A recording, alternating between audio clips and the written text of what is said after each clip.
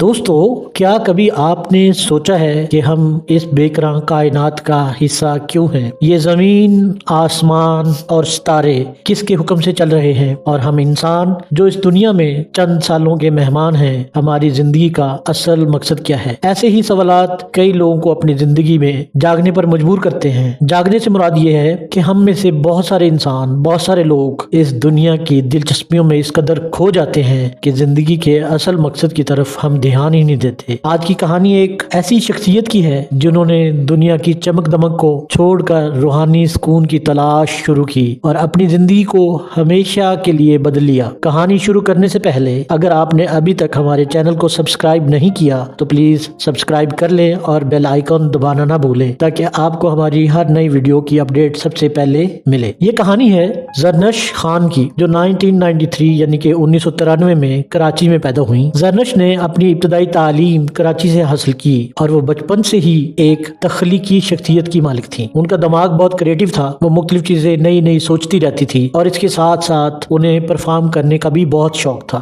لیکن انہوں نے کبھی نہیں سوچا تھا کہ وہ ایک دن شوبز انڈسٹری کا حصہ بن جائیں گی۔ زرنش کا شوبز میں آنے کا سفر بھی ایک اتفاق تھا۔ وہ ایک فیملی ایونٹ میں شریک تھی جہاں ایک ڈرامہ پروڈیوسر نے ان کی شخصیت کو دیکھا اور انہیں اپنے پروجیکٹ کے لیے پیشکش کی۔ زرنش نے اس موقع کو ایک تجربے کے طور پر لیا اور اس نے سوچا چلو دیکھتے ہیں کہ کس طرح ایکٹنگ کرتے ہیں یا اس تجربے سے گزر کے مجھے کیا حاصل ہوتا ہے۔ ان کی پہلی پرفارمنس نے نہ صرف پروڈیوسرز بلکہ ناظرین کو بھی متاثر کیا۔ بہت جلد زرنش خان پاکستانی ڈرامہ انڈسٹری کا ایک چمکتا ہوا ستارہ بن گئی۔ ان کے مشہور ڈرامے جیسے سسرال میرا اور عشق زہر نصیب نے انہیں کامیابی کی بلندیوں پر پہنچا دیا، لیکن اس کامیابی کے پیچھے ایک ایسی لڑکی چھپی ہوئی تھی جو اندر سے ایک عجیب خالی پن محسوس کر رہی تھی۔ زرنش کی شادی جوانی ہی میں ہو گئی تھی اور ان کا شوہر ہمیشہ اس کا ساتھ دینے کے لیے تیار رہتا تھا، لیکن دور دراز کے رشتے اور کام کے دباؤ نے ان کی زندگی میں ڈپریشن کا دروازہ کھول دیا۔ جب دنیا انہیں کامیابی کی مثال سمجھ رہی تھی تب وہ اپنے دل کے سکون کے لیے ترس رہی تھی۔ عجیب کشمکش تھی، ایک طرف دنیا انہیں ایک آسمان پر چمکتا ہوا ستارہ سمجھ رہی تھی اور ہر کسی کی خواہش تھی کہ وہ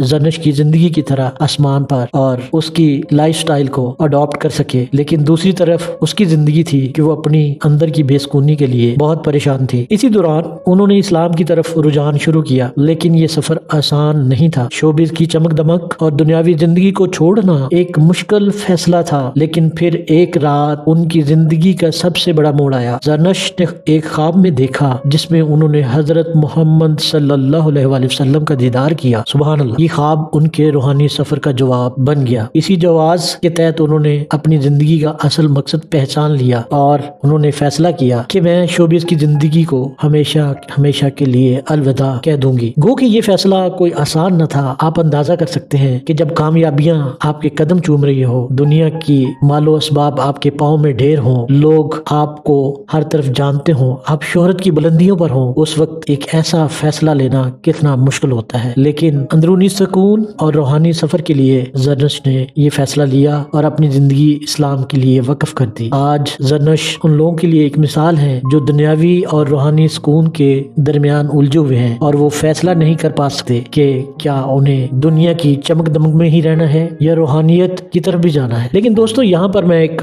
بات کی وضاحت کرنا بھی چاہتا ہوں۔ روحانیت، اسلام، دین اسلام ہمیں اس زندگی کی خوبصورتوں اور رنائیوں سے بالکل موڑتا نہیں ہے۔ یہ کہیں نہیں ہے کہ آپ اس دنیا کو تیاگ جاؤ، جنگلوں میں چلے جاؤ۔ اصل میں زندگی میں ایک توازن قائم رکھنے کا نام ہے دین اور دنیا۔ دنیا کا مقصد یا تو ایسی چیزوں کو ایجاد کرو، ایسی چیزوں کے موجد بن جاؤ جو دوسرے لوگوں کے لیے آسانی ہو، ترقی کا باعث بنے، اور یا پھر اگر آپ پیسہ کمانا چاہتے ہیں تو اس کے ذریعے آپ کا مقصد لوگوں کی خدمت ہو۔ اس میں یہ ہرگز پابندی نہیں ہے کہ آپ اپنے اوپر بھی اپنی سہولتوں کے لیے، اپنی تفریح کے لیے اس پیسے کو استعمال نہیں کرتے، ایسا کہیں نہیں ہے۔ اور اسلام اس بات کی ہرگز اجازت نہیں دیتا کہ آپ دنیا چھوڑ کر جنگلوں میں نکل جاؤ تو وہی روحانیت ہے۔ روحانیت کا مطلب یہ ہے کہ آپ نے زندگی، دنیاوی زندگی اور دین کے معاملے میں ایک خوبصورت توازن قائم رکھنا ہے، اس توازن کو بگڑنے نہیں دینا، یہی زندگی ہے۔ دوستو، زرنش خان کی یہ کہانی ہمیں سکھاتی ہے کہ اصل سکون دنیاوی رونقوں میں نہیں بلکہ اللہ کے قریب ہونے میں ہے۔ دولت اور دنیاوی اسباب صرف اسی حد تک کوشش کرنے چاہیے جس حد تک آپ کو اس کی ضرورت ہے، نہ کہ آپ اپنی آنے والی کئی نسلوں کے لیے سوچتے ہوئے اپنی قبر پر بوجھ بڑھاتے جائیں کہ میں نے آنے والی 10 نسلوں کے لیے اتنی دولت اکٹھی کرنی ہے تاکہ ان کو کوئی پریشانی نہ ہو۔ دوستو، دولت سے پریشانیاں ختم نہیں ہوتی۔ اگر دولت سے پریشانیاں ختم ہوتی تو آپ دیکھ سکتے ہیں پوری دنیا میں بہت بلینئرز ہیں، لیکن کبھی ان کی زندگی کے اندر جان کر دیکھو تو آپ کو اندازہ ہو کہ وہ اندر سے کتنے دکھی ہیں، اندر کا سکون، وہ کیوں ڈرگز لیتے ہیں، وہ کیوں